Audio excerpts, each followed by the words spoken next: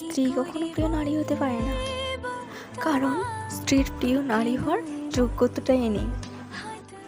বেশিরভাগ পুরুষকে যদি জিজ্ঞেস করা হয় আপনার জীবনের প্রিয় নারী কি, স্বভাবতই সবাই উত্তর দেয়, কেউ বলে মা, কেউ বলে মেয়ে, আবার কেউ বলে তার বোন। আমাদের বাস্তবের পাতায় এরকম অনেক সম্পর্কের কথা উঠে আসে। খুব অবাক লাগে, একজন পুরুষও উত্তর দেয় না তার স্ত্রী তার সবচেয়ে প্রিয় নারী।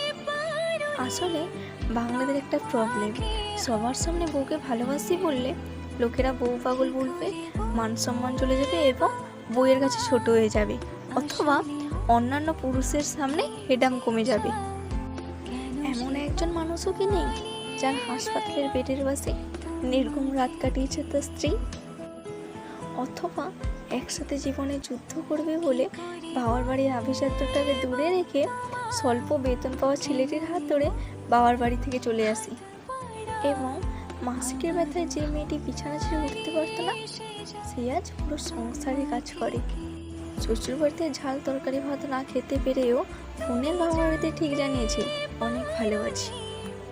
নাকি নিজের বিছানা, নিজের পড়ার টেবিল, মায়ের রান্না, জন্মের পরে বাড়িটা সব ফেলে আসা অনেক সহজ, যার কারণে স্ত্রী কখনো প্রিয় নারী হওয়ার যোগ্যতাটাই হয়তো রাখে না।